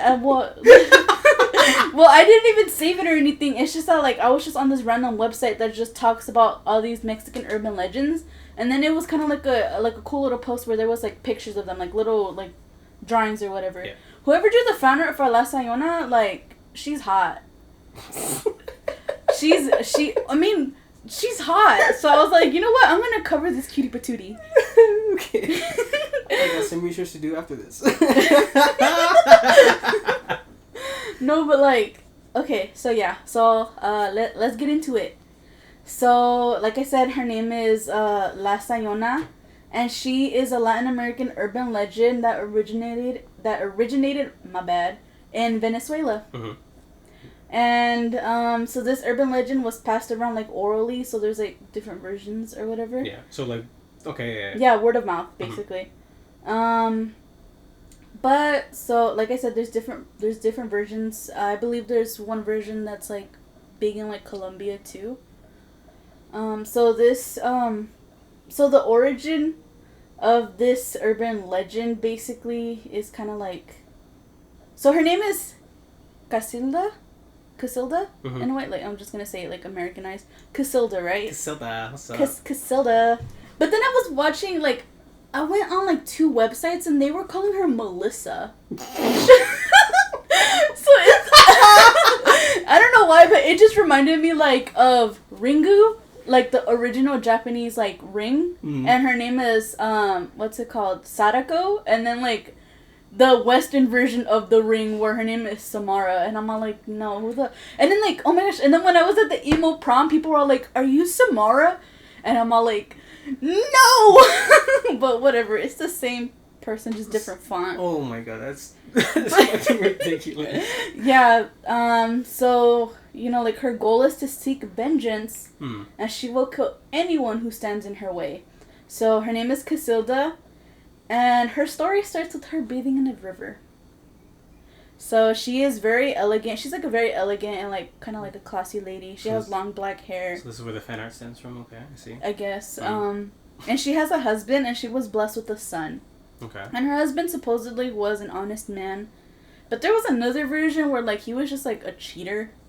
So I'm just like, I don't know, but most of the versions say that he was an honest man. So I'm just gonna go with the most popular version. Like I said, it's like all like word of mouth. So he was an honest man, quote unquote. So as she's bathing, there's this man who's like watching her. And then like, and as he gets closer, she's like, dude, like who the fuck are you? Like get lost. And then like, supposedly like in another version that I saw is that he had been watching her for like a while. So I'm assuming he kind of like wanted to like be with her in a way. But I guess in this version, like he only saw her once and she was just telling him to like get lost. So you want to know what he says? He's all like, I just wanted to warn you that your husband is cheating on you with your mom. What? Yeah. And then, like, she's all like, what? And he's like, so he wanted to warn her. That's why he was watching her bathe. Oh my fucking god. Yeah. So it was just a rumor. So obviously, like, she was filled with rage. So, I think he was just using that excuse to get in her pants, not gonna lie. Probably, yeah. So, like, oh, he cheated on me, so I'm gonna cheat on him, basically. Like, that's genuinely what I think. So she became blind with rage, and she went back home while her husband was sleeping with the baby. And she set her house on fire, killing her son and her husband. And I literally put, she set that shit on fire. But what happened? She set that shit on fire. Yeah, literally, like, she just decided to commit arson. So she set her house on fire with them in it, and supposedly the villagers could hear their screams. And so she just skedaddled to her mom's house. And she found her sitting on the patio, so she attacked her with a machete and began stabbing her in the stomach. Jesus fucking Christ. Yeah. So, before bleeding to death, her mother cursed her and said that from now on she will be cursed to avenge all women by killing their unfaithful husbands.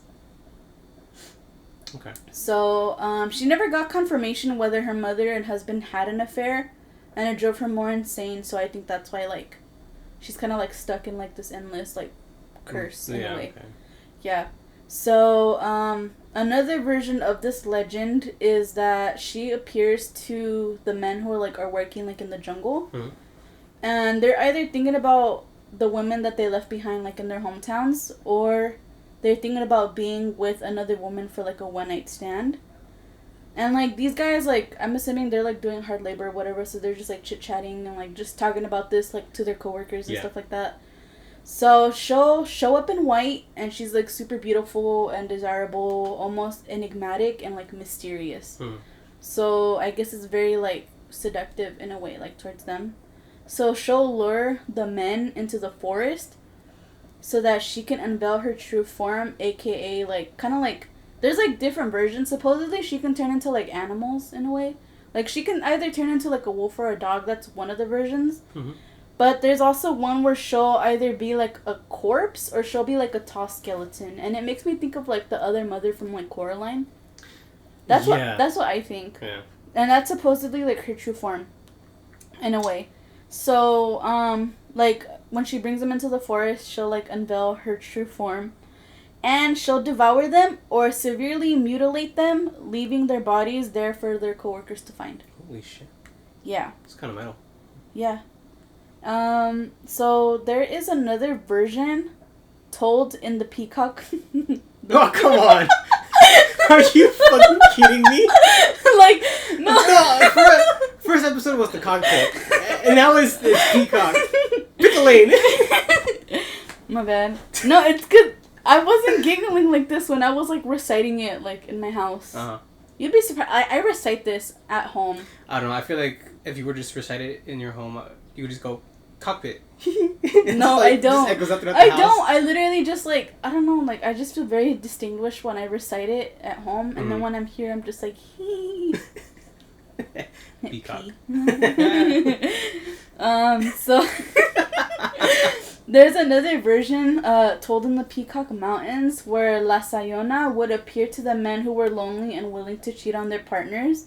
And they'd unveil themselves to her, like, I guess, like, pull out their willies. Yeah. And so she would devour them. And she was also noted to tear off the male's genitalias with her hand and or mangle them beyond use as punishment. Only fair. Yeah. Yeah. So supposedly many men have claimed to encounter her in the jungle, but they still have their genitals with them. Mm-hmm. So that's kind of weird.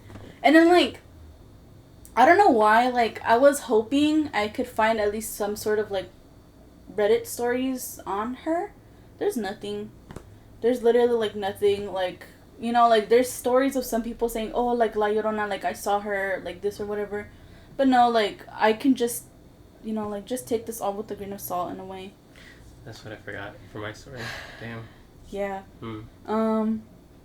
So, what's it called? So, that, you know, they claim that they've seen her or whatever, but it's kind of like, did you or did you not? Because they still have their genitals with them. And it is also said that she has many strange diseases and she'd sometimes give them to men. For example, swollen penises with blisters and boils. Okay, that sounds okay. Yeah. And then when their wives find these boils, they know that their husband encountered La Sayona and they've been unfaithful. So, damn. They're basically para que se le quite. So, in modern times, supposedly, La Sayona will appear as a hitchhiker or like a woman in need of a ride, and the concerned, and I do like the little... Yeah, quotations. Yeah, quotations, whatever. So basically, like, they'll stop and they'll help her because she's, like, pretty or whatever. So when she's, like, in the car with them, I guess, like, they'd start, like, flirting, like, oh, I'll take you, but, like, you know, like, in exchange for let whatever. me take you out on a date, or, like, let's smash or whatever. Mm-hmm. So then she would unleash her scary teeth, causing them to get into fatal car accidents. Okay. Yeah. And this is something weird that I found, too. She supposedly is a smoker and may ask for a cigarette. Yeah. That's a little weird. Yeah. Kind of like a strange thing to, like... Could ghosts or, like, spirits bring anything into the... Like... Because, like, I don't know if you ever seen it, like, in cartoons where, like if a ghost is, like, interacting with something, they'll take it, like, into with them. Like, Are you watching Coco? No. That's what happens in Coco. No, I know it happens in Coco, but I'm talking about, like... That's what you wonder? Yeah. I don't know. Like, you know, like... Well, did you see that TikTok video of that girl and Chad the Ghost? Yeah. And how she's always, like, getting shots? Yeah. Like I'm saying, could that ghost pick up, like the shot, but, like... I don't know. Nah. I wonder. One way to find out? Well, I don't think ghosts are real. And if they are... they can't hurt you, so I'm not afraid of ghosts, and I don't think they're real. But anyways, so instead of holy water, a way you can protect yourself is carrying tobacco in your pocket. You're fucking kidding. Yeah. Wouldn't that just draw it? I don't think so. She's a smoker. I know, but like, I don't know. But another way for you to avoid her is if you just don't cheat on your partner. Simple as that. Yeah.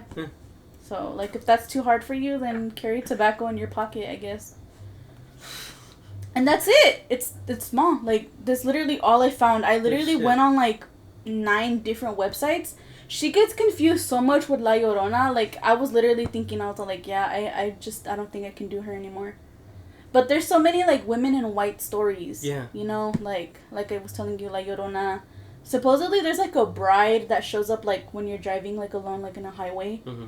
Or whatever, and I want to look more into that because I thought that was pretty lit. Sounds interesting. Okay. Yeah. And I think she's a Latin American, like, urban legend too. Like I'm telling you, Mexicans have so, like, for my mom's, I think, small town. Yeah. Hers alone, I think she has some shit like that too, where I think, like, a woman in white. I gotta ask my uncle. If he's. Dude, as I was telling, because, like, my parents have a lot of scary stories from their hometowns in Mexico, and as I was telling them, like, you do you have any stories for me? Like, maybe one day I'll say it on here. Like, they were telling me all these fucking stories, and then my dad hits me with like, stories of my grandpa. I won't add this in just in case. Mm-hmm. So I'm just gonna clip it. I did think I saw the Shadow Man once. I'm pretty sure I did. That's the only quote-unquote paranormal story, but at the same time, I'm not sure because I work graveyard shifts, so I'm usually tired when I'm at work. But I'm pretty sure I encountered that dude. And I know you have too, so one day we should do an episode on that. That'd be cool. Go in depth. Mm-hmm. Tell the stories and then tell our story? Yeah. Yeah. Yeah. Well, my story's just really small. It's like 3 minutes. That's it.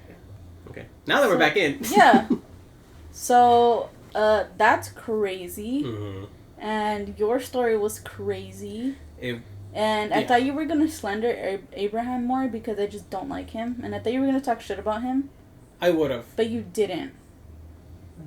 I didn't get a lot of it. And then, yeah, like, I think the most I talked about shit was him just involving his kids into the music business. Like, basically exploiting his kids from early on. Yeah. Yeah. No, yeah, but he's like a douche canoe. He didn't want Selena and Chris together. And then they got together in secret, but he was just like, he even like, I think he kicked Chris out of like the tour bus and like, they were like nowhere near home, I think. Mm-hmm. And then like, that was pretty fucked up. But anyways, love prevails. Love is cool, but also really deadly. Love is an amazing thing, but also a very scary thing. Love is a two-edged sword. Yeah. Yeah. Yeah, it's great, like, but it can also hurt at the same time.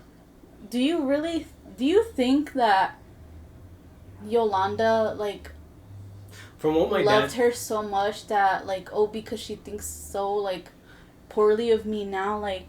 On the articles that I was reading, employees from the boutiques were calling Yolanda possessive over Selena.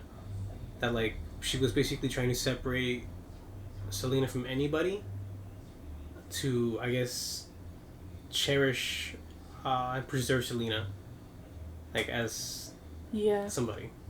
So you think she loved her so much that's why she kind of killed her? I think so. Because, like, if no one could love Selena like that, no one, like Yolanda, no one can. So I think that's why she ended up doing it. That's crazy. She's evil. How old would Selena be today? What year was she born? It's in my notes. Hold on. I'll pull out my calculator. Hold up. She was born in 1971. So what year is this? 2023. In 95. She would be 52. Fuck. Oh my gosh. So I'm not gonna say that old, but she would have lived a long fucking life. She should have been having grandkids right now, and then maybe them making music. Just like her, yeah. That sucks. I'm a big Selena fan. What really shocked me was that the story was going overseas like that too, like in Japan. It's especially for that year. Yeah. Like I know right now, especially during like Mexican Heritage Month, like they were celebrating over there. Well, yeah, you'd be surprised how big of a Mexican like impact. Influence? Yeah, they literally have like festivals and everything. Like they celebrate Dia de los Muertos over there. Like there's this Japanese guy, I believe, who went to Mexico, learned how to make their food, and then he literally makes authentic Mexican food over there. Yeah, I know that, but at the same time, they could also be a little racist. Yeah, I think everybody is racist in one way or another. I mean, Japan isn't like, woo, it's like the best place in the world. I don't think there's any place that's the best place in the world. I mean, we did say on the last episode that no country has clean hands. Yeah. For sure. And actually, I am researching a story for like a future episode about Japan and some terrible shit that they did. Really? Because my my next story for the next episode is in Japan. Yeah. Fuck. What can we do? We have like the same like. The funny thing is too is that I'm doing a true crime for Japan, and then I'm also doing a supernatural one for Japan. Really? Yeah. Dude, is it gonna be that tall lady? No. Okay. No. It's... No, I'm not gonna say it. Yeah, no, yeah. I was so close to saying it. No, don't say it. You'll probably tell me, like, later. Yeah. Just, like, so we don't... I keep updating, like, I showed you, like, my notes. Yeah, because I feel like... It's because, like, compared to, like... For example, and that's why we drink. Like, M does paranormal and supernatural, and then Christine always does, like... True crime. Yeah. And everything. But the thing is that, like, we're both interested in both fucking topics. And... Yeah. So I feel like it would get boring me just doing true crime, and then, like, it would get boring, obviously, you just doing supernatural. I don't mind switching. I think it's dope. That's great. Yeah, because there's, like, a lot of things that, like, I don't know. Mm-hmm. Especially when it comes to, like, supernatural. I know a lot about true crime. I just probably don't know enough about supernatural, like, spooky shit. I don't know a lot about... I think I know more about supernatural than I know about true crime, only because, like, my mom always has some sort of supernatural tale to tell. Yeah.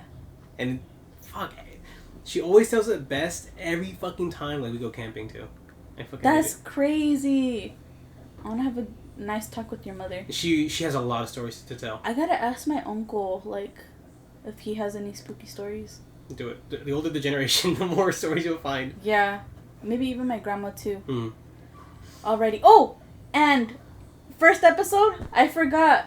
So at the end of each episode, I wanted to share a 2-sentence horror story to end the episode. I forgot last week, even though I had saved it. So I'm just gonna say, should I share 2 of them now in exchange for, like, not doing the first one, or should I just share one? Just share one. Okay. So the 2-sentence horror story I'm picking today is this. I found a dead body in my trunk today, which is strange because I remember putting 2 in there yesterday. That's something I would do. I can't take some of those 2-sentence horror stories seriously. I think because if you go to Reddit, I think the top one of all time, I think is it's like, I went to my kitchen to drink soda. It was spooky soda.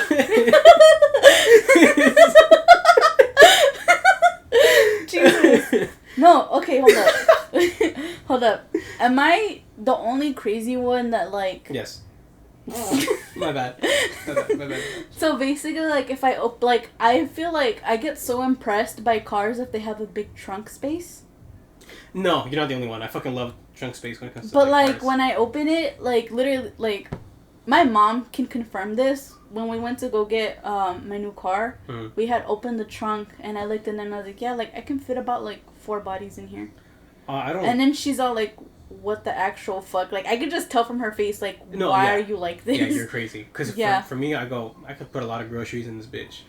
I think of bodies. I don't know why. I think it's maybe because I kind of find it cozy. Have you ever ridden inside a trunk before? Not like of a truck, but like of like a, you know, like a regular car. No, I can't say I had the pleasure of being inside a trunk. Okay, well, I have. Like I recall, at least. Because there was, like, no space, and we needed to go to, like, church or something like that. Mm-hmm. So they literally, like, I volunteered to be stuck in the trunk. The trunk of my new car has, like, plastic, so I feel like it's not as cozy. But the one before, it was, like, nice. It was, like, it had, like, you know? Yeah. And I was in there, and, like, it just felt really nice, like, the whole ride. I mean, like, if we would have gotten into an accident, I probably would have died. But, like, it just feels cozy. So I think after that happened, I was like, you know what? Like, how many bodies can fit in a trunk? That is weird, though. It is weird that that's the first thing you think of. Yeah. Because, like, I'm doing a lot of shit with like, cars, and, like, I either need space for groceries or things I'm getting from, like, Home Depot, or in case, like, suitcases. Mm-hmm, mm-hmm. Like, believe it or not, like, it's a hassle to try to fit, like, more than 1 or 2 luggages, of, like, those really big luggages in there. Yeah. Yeah. Yeah, I bet. Like, you think... I bet. It's like Tetris in there. Yeah. No, yeah, and then, like, my sister, she puts all her softball stuff in there. Mm. So, yeah. Like, right now, like, I didn't even bring my car. I brought my old car. Excellent. And then my sister's using my car because her game is, like, really far. But, yeah, so... I don't know how she did it. She woke up like at 6 a.m. just to put everything in the cars to switch them. But yeah, that's crazy. So Episode 2 is done. Yeah, that's it. I feel like it wasn't as wild as episode 1 because we were like really crazy. Well, I think because I was stuttering more. Yeah. Yeah. My notes were all over the place on that one. Yeah. But it was cool. We cracked a couple jokes here and there. It's like with Yolanda, it's like Ricky when I catch you, Ricky. It's on site. Yeah, it really is. I thought I put my phone on vibrate. I apologize. My phone rang once and it was my mother, and then I hung up, and then I texted her what happened, and then she put, "Oops, sorry, I forgot you were recording." So she's sweet. I think it was bound to happen to one of us. Yeah, I apologize about that. But yeah, so our social medias basically like, well, for the podcast, because if you look on it, it has ours. Mm-hmm. So for Instagram, I believe it's Caffeinated Creeps Podcast. And then for YouTube as well, it's Caffeinated Creeps Podcast. But make sure you put the @ in front of it. We haven't posted the audio yet on YouTube. But we will soon. We're going to figure out other places to put the podcast for the people that don't have Spotify. I feel bad. Literally, like, when I tell you 4 people asked, bro, like, one of my patients at work asked. She asked and everything. Like, I don't know how I even brought it up. But I told her, she's like, "Oh my gosh, that sounds so exciting. Like, I want to take a listen when you release it." And I'm just like, bet. And then my two coworkers, they've asked because they don't have Spotify. And then my cousin asked, and my aunt asked. That's 6. Well, we'll try to see after this one then. Yeah. So, yeah. And then Twitter is CCREEPSPOD, which is C Creeps Pod. But yeah. That's it. That's going to wrap it up for this week's episode. For episode 2, I have no idea what I'm going to call it just yet, but I think I have an idea for it. Sorry. Also, if you want us to cover something, or if you have any spooky stories, paranormal stories, that you would like us to share, let us know. I mean, the email is caffeinatedcreepspodcast@gmail.com. Yeah, we would really appreciate it, and sorry for interrupting you.